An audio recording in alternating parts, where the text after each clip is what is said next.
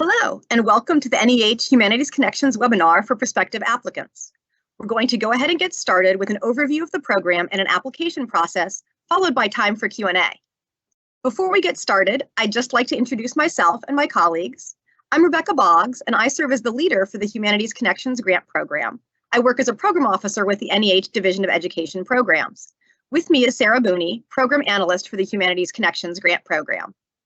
This presentation will roughly follow the order of our Notice of Funding Opportunity, or NOFO, document, which people also refer to as the program guidelines, if you wish to follow along on your copy as we go. We'll also let you know where to find things for future reference. This document is your blueprint for how to build a strong application, so we encourage you to become very familiar with it and use it as a kind of roadmap that will help you put your best foot forward for success. Whoops. I've accidentally scrolled to the wrong thing, sorry. While today's presentation will not cover every detail contained in the NOFO, we will give a general overview, highlight some of the most important parts, and clarify some points of common confusion. To access the NOFO, visit the Humanities Connections program page and scroll down to Step 1 under Application Materials, which you see circled here.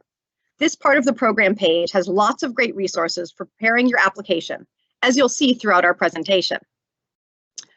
We'll start with an overview of some basics about the program.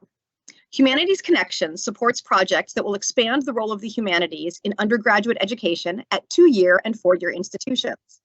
Applications for this current cycle will be due September 14th, 2021, for projects that could start as early as June 1st, 2022, and must start no later than September 1st, 2022. Projects at the planning level last 1 year, with a budget of up to $35,000.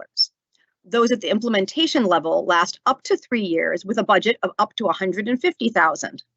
We'll dive deeper a little later on how you might decide which level to apply for, but knowing how much time and funding are available at each level should help you in determining which would be the best next step to take you from where your institution is now to where you want to be. Let's take a closer look now at the purpose and nature of this grant program. Humanities Connections Award support innovative curricular approaches, ones that will encourage and develop new integrative learning opportunities for students.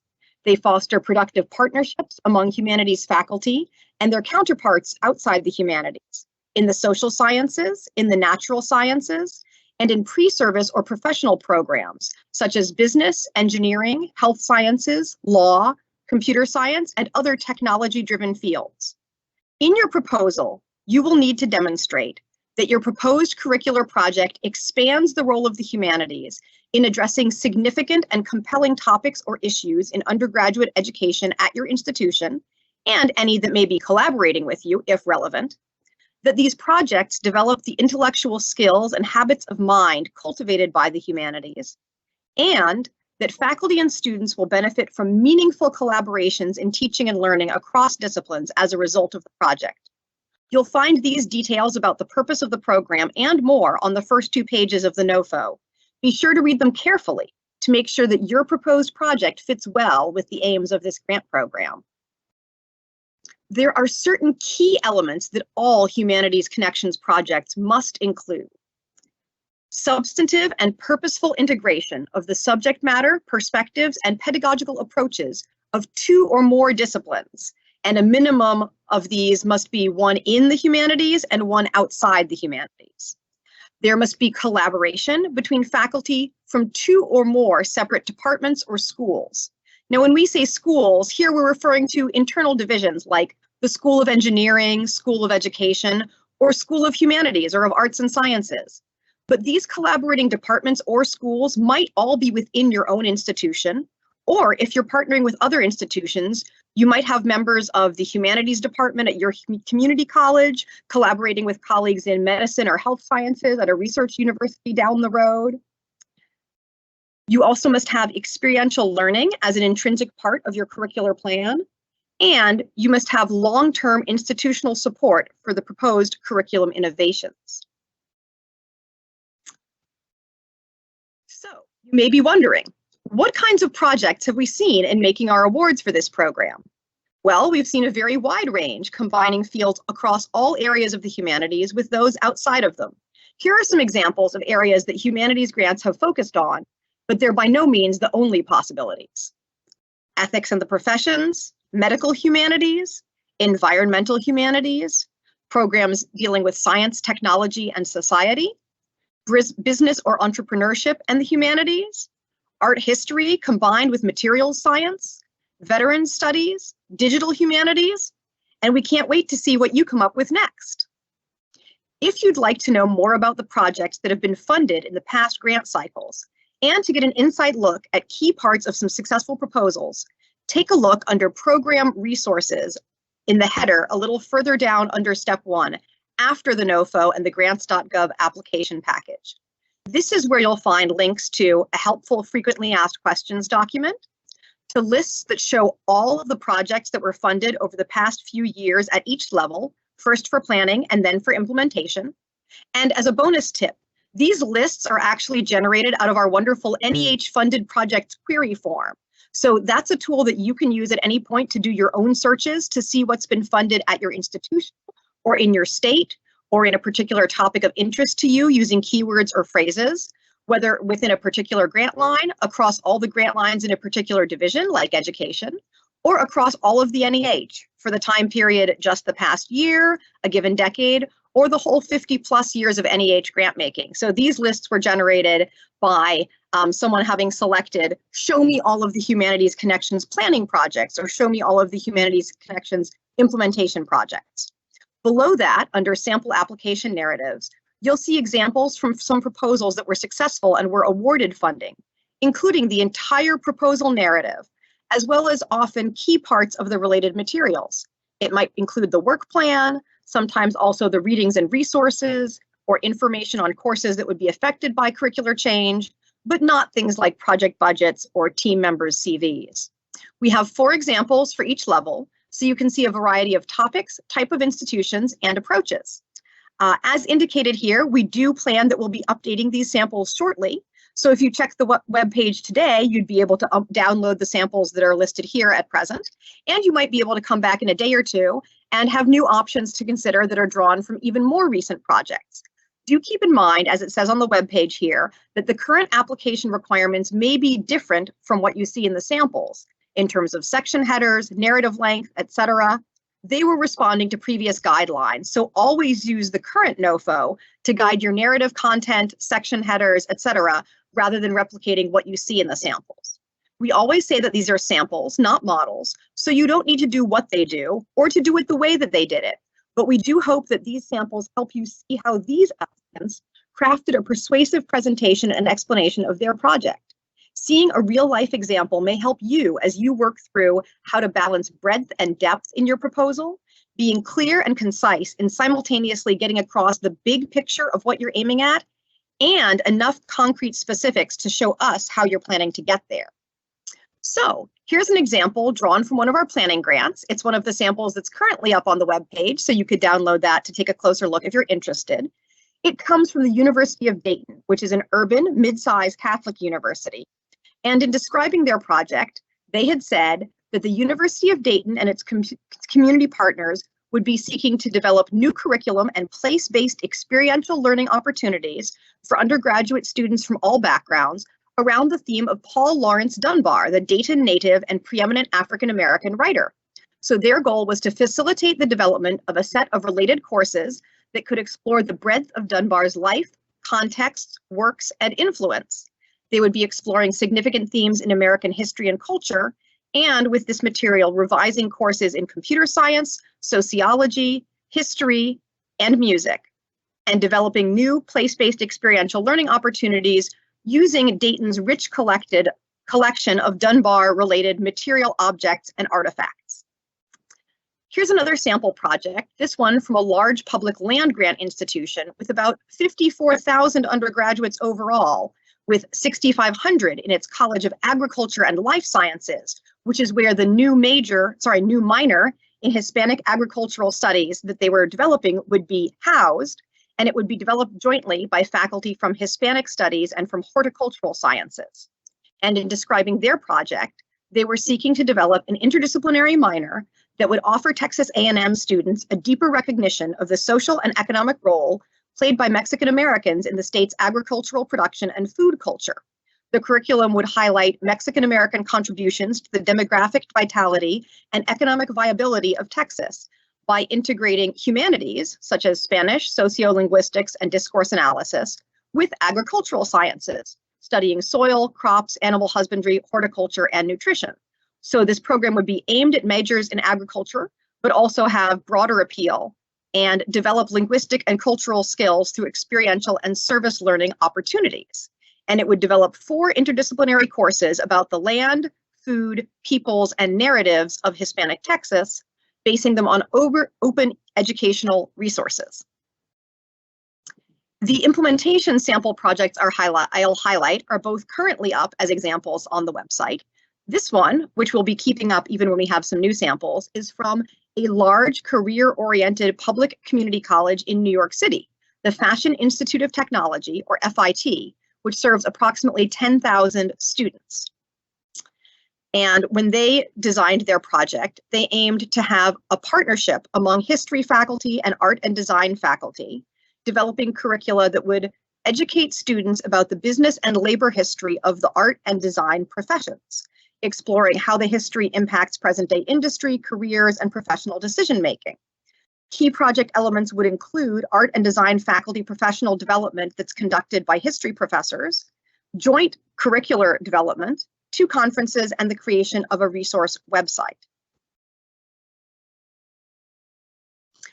Here's an implementation project from University of Massachusetts Boston, which is a large public research university with about 13,000 undergraduates, many of whom come from the city and surrounding areas. More than half of them are students of color, and more than half are first-generation college students.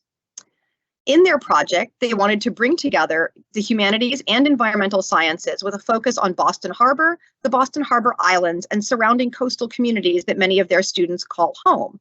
They would develop a 3-course cluster on Boston Harbor and the surrounding areas as the core of their environmental humanities minor, and it would be co-taught by faculty in humanities areas such as English, Native American Studies, Gender, Leadership, and Public Policy, and faculty in environmental sciences. It would incorporate humanistic methods of inquiry, including literary analysis, archival research, storytelling, writing and reflection, and interpretive exercises. Their community partners would include the National Park Service and the Massachusetts Department of Conservation and Recreation. And to disseminate the project, they would hold campus workshops for the family and community, as well as have a conference presentation at the Association for Environmental Studies and Sciences. So, one question many folks ask is, should you apply for implementation or for planning? I would say, don't be swayed by funding amounts or timelines. You should pick the one where you can be most successful and make an appropriate case given the stage of development that you and your colleagues have currently reached with your curricular plans. You'll get a good sense of each level from the funding levels section on pages 1 to 3 of the NOFO. Please read those carefully, as what I'm giving you here is just a rough and ready guide to help with your decision making. So, some of the language there says, implementation proposals must show unambiguous evidence of prior planning and present a defined rationale with clear intellectual and logistical objectives that are supported by institutional commitment.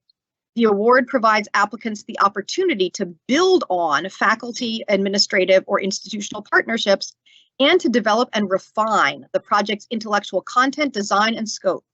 Applicants for implementation awards should clearly demonstrate commitments of any partners or collaborators, outline preferred approaches to curriculum building or consolidation, incorporate experiential learning opportunities, and explain outreach strategies to attract students to the new educational opportunity. The outcome of an implementation award should be a project that has completed its pilot phase. So, if you're applying for an implementation grant, you should be ready to supply a pretty high level of detail in your proposal when it comes to areas such as your project structure and components, the key topics and texts or resources you would be relying on in the specific courses you're developing, and the roles and responsibilities of the individual collaborative team members, including any community partners or collaborators at other institutions. And if you're not there yet, think about applying for a planning grant. You don't have to get a planning grant to receive an implementation grant, but you do have to have gone through a planning stage and be able to clearly articulate what you've learned for that process and that you're ready for the next level. When you're thinking about topics for curricular innovation, we'd like to point out some areas that are currently being highlighted agency-wide as of special interest for NEH, particularly A More Perfect Union, which is our special initiative advancing civic education and commemorating the nation's 250th anniversary, which is coming up in 2026. This initiative seeks to support projects that explore, reflect on, and tell the stories of our quest for a more just, inclusive, and sustainable society throughout our history, especially welcoming projects that bring the perspective of the humanities to questions of racial justice, gender equity, and the evolution of the American landscape, as well as America's place in the world. Projects that strengthen Americans' knowledge of our principles of constitutional governance and democracy are strongly encouraged, as are projects that address the experiences of Native Americans and other underrepresented communities. It also encourages projects that develop innovative approaches to sustaining the nation's humanities infrastructure and preserving its historical record. On pages 3 to 4 of the NOFO, you can find out more about that special initiative, as well as 2 others. Standing Together, which focuses on using the humanities to help Americans understand the experiences of service members and to assist veterans as they return to civilian life, and Protecting Our Cultural Heritage, which calls for projects that study, document, or create digital representations of lost or imperiled cultural heritage materials. In addition, NEH encourages projects that include Native American organizations and communities as lead applicants and project partners.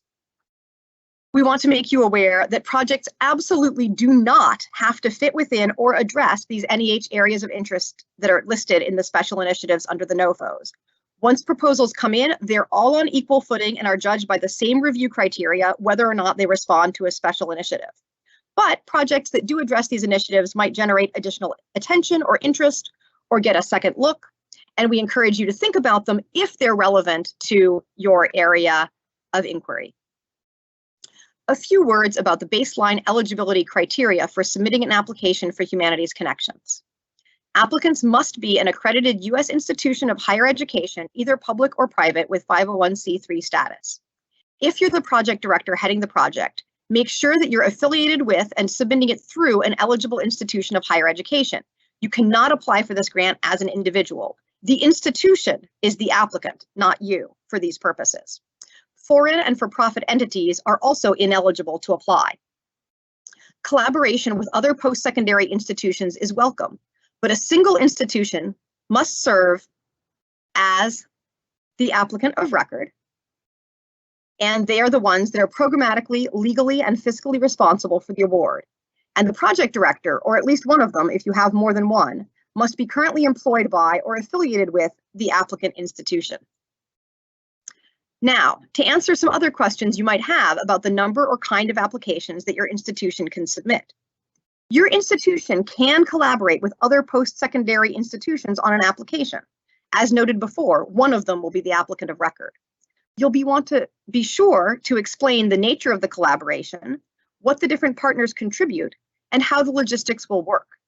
Your institution can submit more than one application at the September deadline if they're for distinctly different projects, whether at the same level or different levels, with no overlapping costs, and so long as the institution is prepared and committed to carrying them out should more than one be funded. Each application would be evaluated on its own merits. NEH might fund multiple applications, one application, or no applications. Your institution cannot, however, apply to Humanities Connections with the same project that was submitted for another NEH pending application, such as Humanities Initiatives, or for a project whose activities or costs overlap with another application or approved award for federal funding, whether from NEH or for another agency. But your institution can seek funding from more than one NEH program, such as Humanities Initiatives on the one hand and Humanities Connections on the other, for distinct projects that serve complementary aspects of the same overall goal and do not involve overlapping costs. For example, if your institution is pursuing a new focus on the medical and health humanities, and it submitted a Humanities Initiatives proposal already to do professional and curricular development focused on addressing ethics in patient care for its undergraduate and graduate programs in nursing, it can't double dip and resubmit to Humanities Connections with a project that would cover any of the same proposed activities or budgeting for aspects of what it already proposed there in the undergraduate nursing curriculum. But it could submit a proposal in a different area of medical and health humanities that your institution wants to focus on and that doesn't overlap in its plans and costs. For example, creating a new certificate focusing on narrative medicine, open to students in all of your health profession tracks, as well as humanities or liberal arts majors. So if both of those got funded, your institution wouldn't fall afoul of the prohibition on overlapping costs. Instead, it would be running two complementary projects that contribute to a larger whole. We strongly encourage you to discuss any plan for multiple submissions or any areas where you have questions or concerns about these issues with a friendly NEH program officer. Now that you know what you can and can't apply for, how can you make your application as strong as possible? I'll give you some general tips first, and then we'll dive back into some of the specifics with regard to humanities connections. Preparation is key. First, read the guidelines. It sounds basic, but you'd be surprised how many people don't do that or don't do it carefully enough. The guidelines will help you determine if this program is the right fit for what you want to do, and at which level, planning or implementation, and they will tell you what you need to put into your application. Next, be sure to look at the sample narratives of successful applications and other resources like the FAQ on the program resource page. And we can't emphasize this enough, talk to a program officer. Don't worry that you might be bothering us. Working with applicants is an important part of our jobs and one that we really enjoy. It's exciting to hear about all the things that you want to do, and we want to help you make your applications stronger.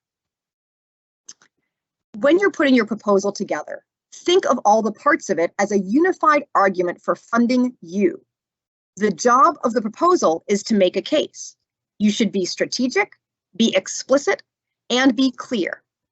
The graphic on the left here is just a little representation of all of the parts of your proposal.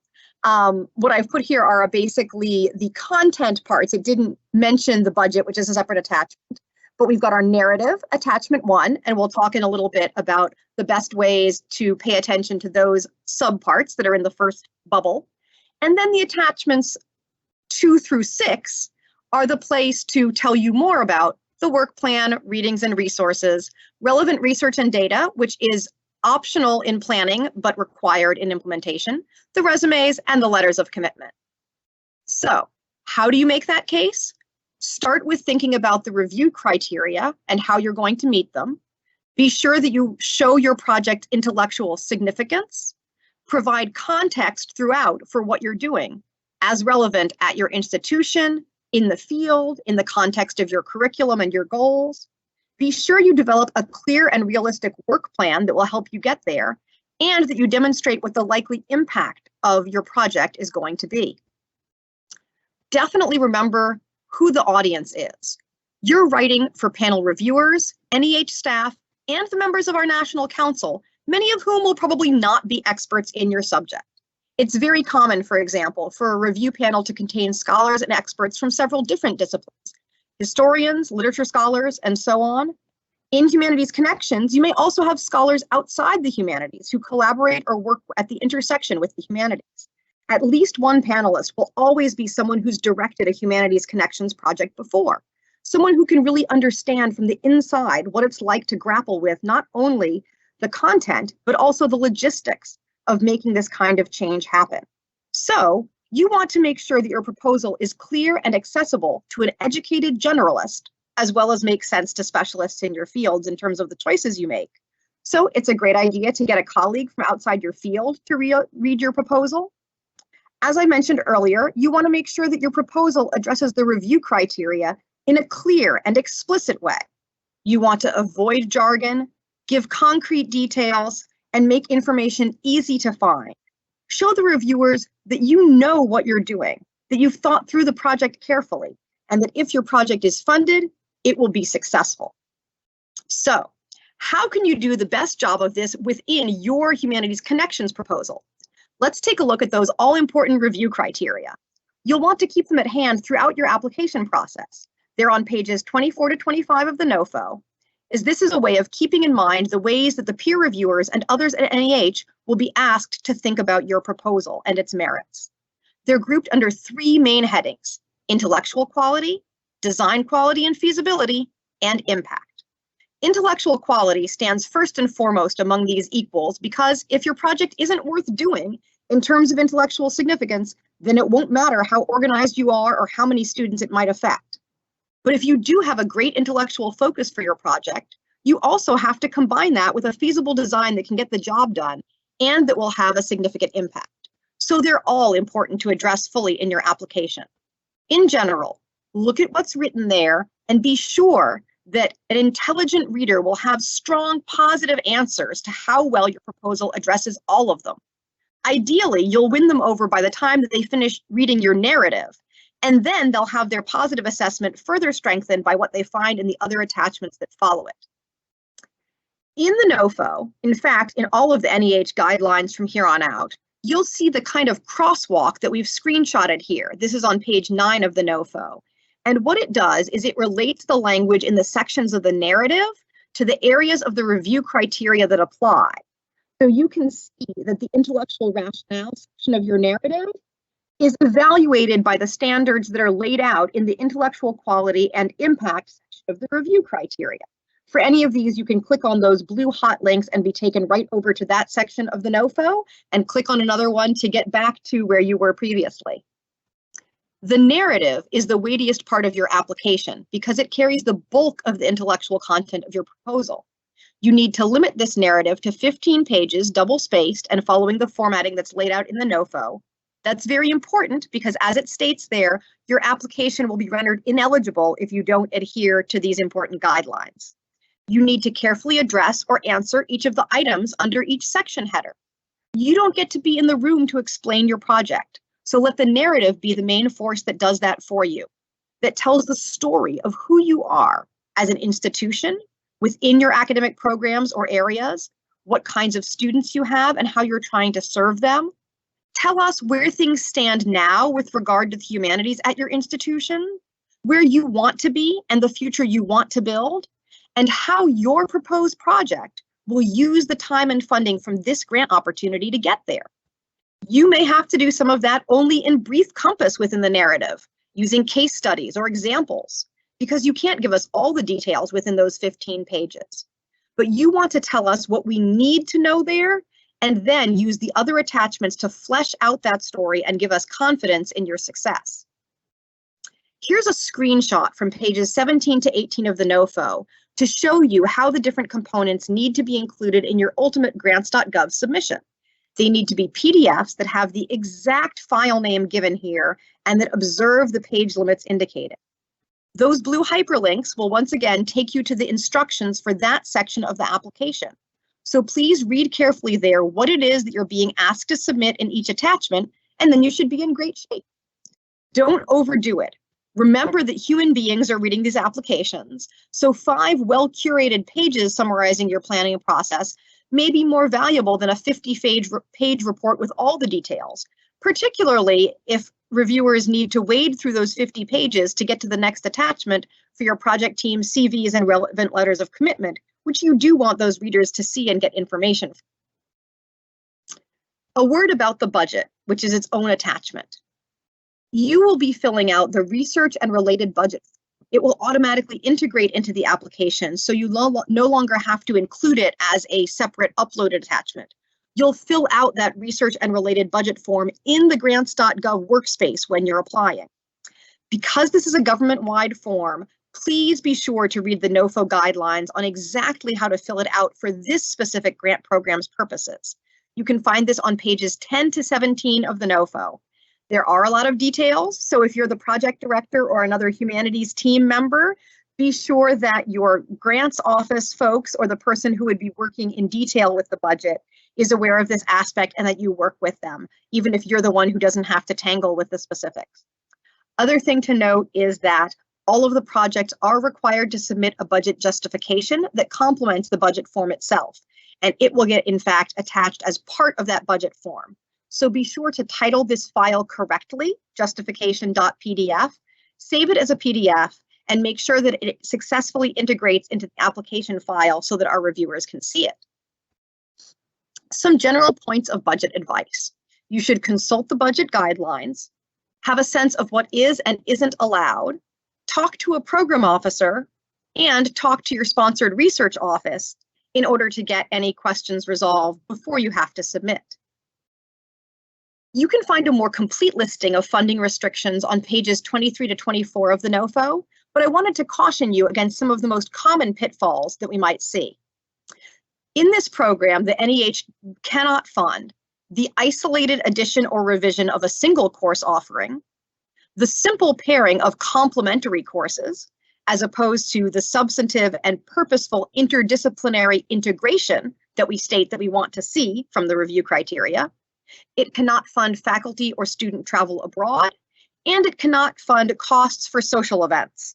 Also, never charge alcohol to federal budgets. That's always prohibited.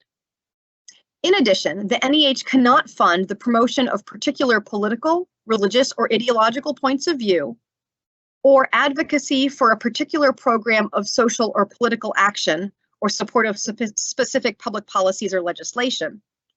A good way to avoid having these issues are to include diverse and varied voices, scholars, and sources on any topic, and particularly if you're working with current social or political hot topics. Be sure that you're presenting participants with unbiased information and allowing them to draw their own conclusions based on that information. You can root modern hot topic issues in the humanities, particularly history, and focus your humanities content in your application on the long trajectory of this issue rather than just how it plays out today. And avoid buzzwords, language, and goals that relate to advocacy and activism, particularly for hot topic issues. What you think constitutes a humanities approach or humanities scholarship, a reviewer might see as advocating for a particular cause if you aren't careful to outline your approach. So by being aware of the differing viewpoints, you can hopefully build a stronger application that readers from any background or perspective will agree is a good fit for the grant program. And even in a cross-disciplinary grant program like Humanities Connections, the NEH cannot fund projects whose main focus falls entirely outside of the humanities. That most commonly be projects whose main outcome or central focus might be the creation or performance of art, or having participants produce creative writing, autobiographies, memoirs, creative nonfiction as the main outcome of the grant project. We also sometimes see this with projects that have outcomes focused in the non-humanistic or quantitative social sciences, such as those that would produce social science research or policy studies. Collaborating across boundaries is great, but if these sorts of areas are the project's main thrust, you may want to be looking to the NEA or the NSF or to nonprofits that support this kind of work rather than to the NEH. So once you know what to do, here's a timeline for some of when to do it. We will be accepting optional draft proposals or materials for feedback until August 3rd. This is approximately 6 weeks ahead of the submission deadline. If you have a full draft of the narrative, we're happy to review that. You may be able to send us drafts of other attachments that seem relevant, such as the work plan and readings, if you like. And if we have time that permits that, we might look at it alongside the narrative. But it's also fine if you don't have a full narrative draft ready by that date, but you would still like to get feedback from a program officer that could help you strengthen your application. You could send us a project summary and a work plan draft, or a partial draft that lets us know the direction you're intending. Whatever you want us to see at that point. We're ready to meet you where you are and respond within a time frame that allows you to incorporate that feedback before the deadline. As is stated in the NOFO, we cannot respond to materials that are sent after August 3rd. So send us what you want us to see and we can have a conversation or give other feedback about it. The final applications are due at 11:59 p.m. Eastern Time on September 14th. Don't wait until the last minute in case of technical issues, and to account for processing time for validating in the grants.gov system. The very first thing you should do after this webinar is to ensure that you have 3 important things: active DUNS and SAM numbers, and current registrations and passwords for grants.gov, because NEH will not grant deadline extensions for delayed registration. Registration in these systems can take up to a month to complete, so check on this straight away, especially if you're a first-time applicant or if your institution hasn't applied for federal funding in several years. Remember, you are applying as an institution, so you will need to have the proper roles and authorities assigned to you in grants.gov to access and apply through your institution's application workspace. your institutional grant administrator or other grant management or sponsored program staff at your institution are great contacts for guidance if you're not sure where to find this information or who to contact for access, or whether you or those staff members should be submitting certain aspects of it. If they cannot help you, contact the Federal Service Desk and or grants.gov directly using the contact information on page 28 of the NOFO. When you're in grants.gov, be sure to select the appropriate package for the level that you intend to apply for so that your application is evaluated appropriately. That is, be sure you select the AKA prefix for planning and the AKB prefix for implementation. Selecting the wrong one can be a very common error, so be sure to double check with your grant administrator that you've got the correct package. Here's what you'll see on the first page of the guidelines, right under the application due date in red. So take this seriously. Let me walk you through the review process and timeline for what happens after you submit that proposal. It's a careful, multi-step process. At NEH, we make grants based on a peer review process. So the first and foundational step is the peer review panel. Once the deadline has passed, we bring together groups of scholars, humanities professionals, and other experts to read and assess the proposals. They provide ratings and comments for each proposal that NEH staff then use to come up with a set of funding recommendations. These panels will convene in the months after the fall deadline in 2021, and NEH staff will send their recommendations forward early in the new year in January to February 2022. We then present those recommendations to the National Council on the Humanities, a group of 26 people nominated by the President and confirmed by the Senate who meet several times a year to advise us on grant making and policy.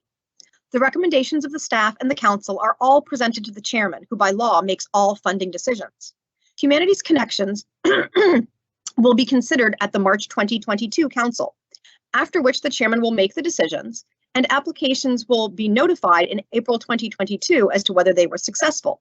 Funded projects may then start as early as June 2022 and must all start by September 1st, 2022. Regardless of the outcome, you can get the most out of your relationship with the NEH by asking for your panel review comments, seeking additional feedback or guidance from NEH staff, your institution staff, and your peers. You can offer to serve as an NEH panelist. Reach out to let us know that you're interested in serving for particular grant programs or in general, and apply again for this and other grant opportunities. So with that, this is our contact information. It's also listed on the program and NEH websites and in the NOFO. Given that we are still working from home, email is often the best and quickest way to reach us, though our office numbers do ring through on the Microsoft Teams app, even when we're not physically in the office. We will shortly open up the floor to the Q&A session. If you would like to write questions into us using the chat function, we will do our best to read aloud and answer your questions for the group. If you have very specific individual questions, or if you are watching this webinar as a recording, please feel free to email your questions to us and we will respond ASAP. I have also here made a slide that is a crib sheet of how to contact the different divisions at NEH overall when you have questions about their grant programs, work, etc. Again, for now, email is generally better than phone, but this way you have it to hand for all future inquiries. And this webinar is being recorded, so you'll be able to go back and look at any of the slides online after we've put the recording up and made that available. So with that, I will end my presentation and we can go over to the Q&A.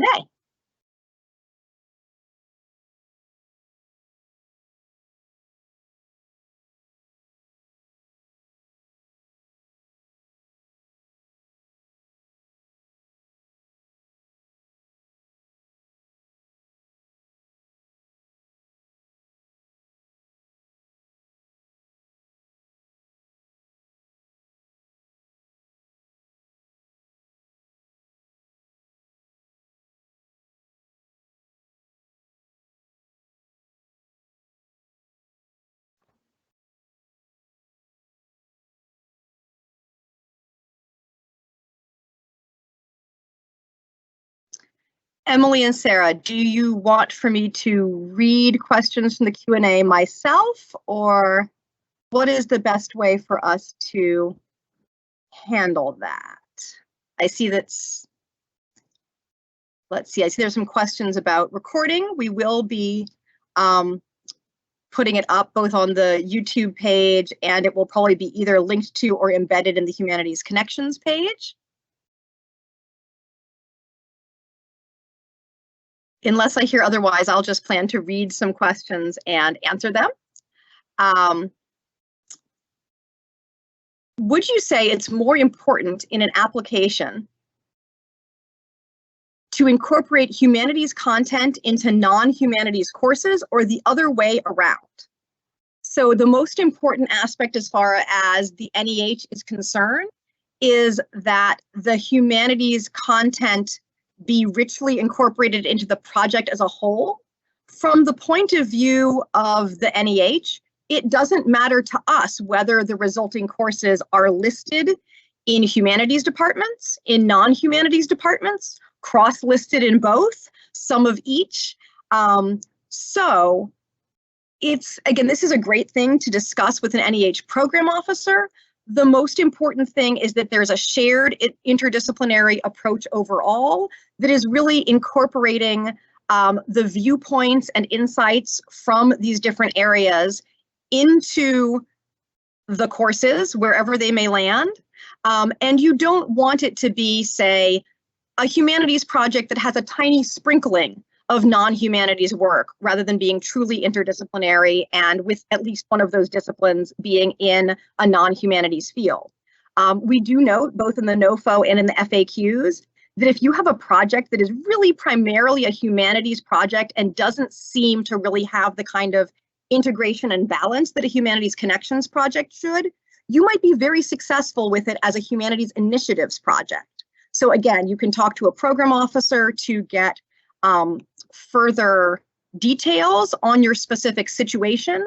But from our point of view, it's most important how the project will work and how students will benefit by having more humanities engagement. And different projects may have different groups of students targeted. So in the examples that I gave, one of those projects said, we're creating a minor that's mostly going to be for our agriculture students and giving them further humanities background and insight into their areas that work with food or with horticulture, but not just looking at that from a skills-based approach. Other ones might be, more sitting in a humanities discipline and bringing in digital aspects or computer science chops or something else. So when you look at the samples, you'll see some of that. Someone had a question about do you have tips for evaluating if a project is big enough to garner Humanities Connections support? What sorts of elements do successful projects share? Again, that's a great one to come to a program officer with your thoughts and questions about. I think some of the topics that I raised about how do you decide whether you're at a planning level or an implementation level has to do with how ready are you to bring certain things into play. But you could have, that doesn't necessarily speak to the scope. Again, some projects may be narrower or wider in their impact. Some of them might have to do with a minor or major that hits certain students quite deeply. And other ones might be, dealing with your general education curriculum pathway. So I think that should give you a sense. And also the fact that, at the narrow end of the curricular focus, you can't just revise one course. You can't just create one new course. So things can be big or small in different ways, but you need to at least be working beyond that and to have collaboration between faculty in at least one humanities field and at least one non-humanities field.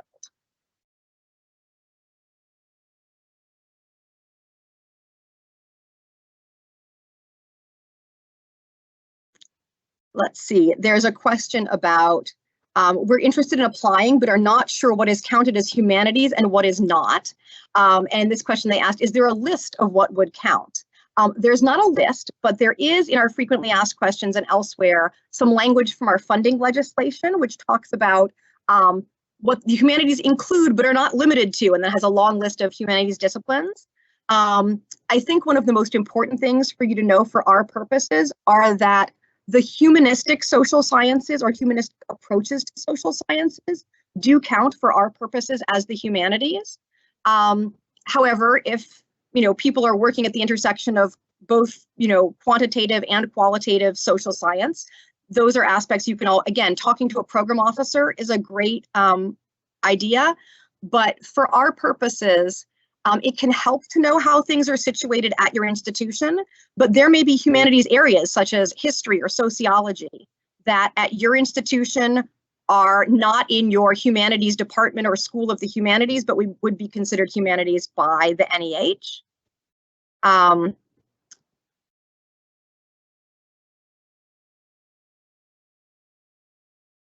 Let's see, I'm trying to look at these and see whether some of these group under multiple aspects. And again, if there are any of these that we don't get to or that are more technical, you can always circle back around to us.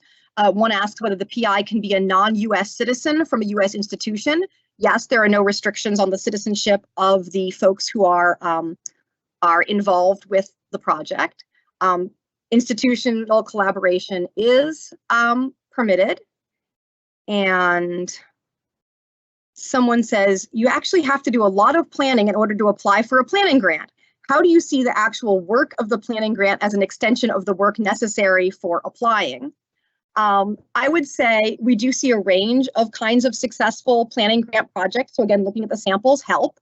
I think that you do need to be at a stage where you're asking for more than just some time to make a plan, but at the same time, we know that that plan might change. Think of the planning grant application as something that talks about your desire to get the right people in the room and have the right kind of conversations, and to show us some evidence that you've got the right people on board for those conversations. But it might not be all of them. If you look at the details in the NOFO about the planning grant, it will say, tell us if there are certain types of team members that you haven't recruited yet that you're planning to add. There may be parts of it where you say, these are the kinds of meetings that we need to have in order to narrow down the courses that we would actually want to develop in our next stage, or to have certain kinds of focus groups. So hopefully that helps. But again, talking to a program officer is a really good way to have a sense of what these might do. There's a question about whether collaboration is allowed with European institutions. Yes, that would be the case. Again, you can't travel to go over there, but you can certainly find other ways of collaborating. Talk to program officer for the specifics. Let's see. I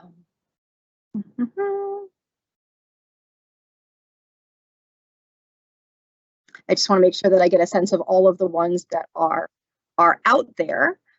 There was a question about whether it's better to have just one guiding topic or multiple topics or themes. Someone is saying they might be drawing from a group of gen ed courses, so you might want to create a few teams of learning opportunities. I think the answer is it works best to do whatever you think is going to work best for your institution and is feasible within this time and amount of funding. If you click on those lists of past successful projects, you'll see a lot of different possibilities. Some of them might say, we're just concentrating on getting medical humanities up and running at our institution. Another one might say, we're doing several intersections of humanities with pre-professional programs, including business and medical humanities. Or we're doing a set of new gen ed pathways, and we are going to start with these two and lay some groundwork for ideas in several other ones that we might develop later. So there's not one hard and fast rule. I think, again, the answer, as similar to planning versus implementation, is what is the right scope for what I can actually do right now and make a good case for within this particular setup. And again, you don't have to wait to a draft stage to ask us questions. You can send us an email tomorrow saying, I'd love to talk to a program officer about the specifics of this particular question. Someone asked, are bios required from the applicants? Yes, you will need to submit bios or CVs for various parts of the team members. That shows up in the NOFO. The format for those, you could have a conventional, CV. You could have language from your faculty page. We do ask that you try to limit to that to about 2 pages per person. Again, just because otherwise it'll be too much for people to read. But the information on that is generally in the NOFO, and beyond what it says, you're free to make your own choices.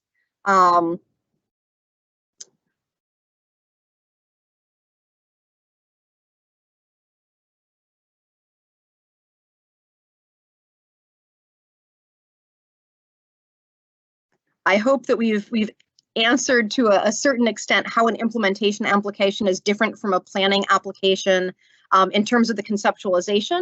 In terms of the narrative itself, which is one of the questions asked here, in the NOFO, there will be some sections that will say, in a planning grant, tell us the following things in the following way. In an implementation grant, tell us these other things in a more detailed way. And there may be certain elements like the appendix on the related research and data that are required in implementation that are not required in the planning proposal. So I think that it should be evident when you take a deeper look, but if not, again, ask a program officer as you talk about the specifics. There's a question as to whether the same Humanities Connections grant will be offered next year. The answer for that is that given congressional funding on a year-by-year basis, we can never make definite answers for the future. But in terms of our plans, we are planning to offer this this program again in the future. Someone asked whether sociology falls within the humanities. Again, as I said above, in many cases it would, but there could be kinds of sociology work that people do that was more quantitative that wouldn't. So depends on your individual proposal and talk to folks. Someone asks, since impact is part of the review criteria, do panelists judge projects more favorably if program evaluation is factored in to assess overall impact? Should there be evaluation assessments for each discipline involved? This is a great place where it would make sense to look at what the NOFO specifically has to say about the ways that you might evaluate as you go on, what kinds of formative and also summative assessment that you'll be doing. And you may want to think about what kinds of evaluation are most appropriate for your project. So again, anywhere where we don't specify, you're able to make those decisions. So we don't say you must assess how it affects each discipline involved. But if you have reasons to think that that is particularly useful, or you want to assess it in different ways for some of your different areas, then that can be particularly helpful. There was a request to ask about fund projects, things that you can fund within the project, since we told you things you can't fund. Again, the NOFO will be able to give you more details about that, but basically the funding that you need in order to run the particular activities of planning or of implementation. So often a lot of the funding will go to faculty and team member time in order to participate in the activities of discussing, developing, evaluating, etc., the plans that you're making. There may be times where you need to bring in outside speakers, or you need to acquire some limited amount of materials to do certain things. So I think it'll become evident from the NOFO, but again, if not, please feel free to ask us about the specifics. I think that Sarah and also Emily here are able to both look at the Q&A and jump in. So if you are seeing any areas that you think that I haven't discussed that would be valuable to say, please just jump in and read out the question. I tried to leave some of the more technical ones for the end. So there was one about whether a 50c3 organization can partner with something that is something else, I guess, not a 501c3, and or that is a 501c3. I'm not sure I entirely understand the distinctions that are being asked here as to what what they might be. But I think, again, when you have any sort of detailed questions, you could look at the language of the NOFO for that. But certainly different kinds of collaborations are welcomed. And in terms of, there was a question about what kind of elements do successful projects share. I think that they respond really well to the review criteria. They really fit well with the program purpose that I'd outlined in one of those early slides. So they really help us understand the ways that this project is going to really make a difference in humanities education, and in particular through bringing together humanities and non-humanities faculty and perspectives that might not otherwise be able to come together, or that's work that's hard to do. And there's a question about red flags in applications. I think, again, applications that look like you're looking for funding for something else. You really want to write a book on a particular topic.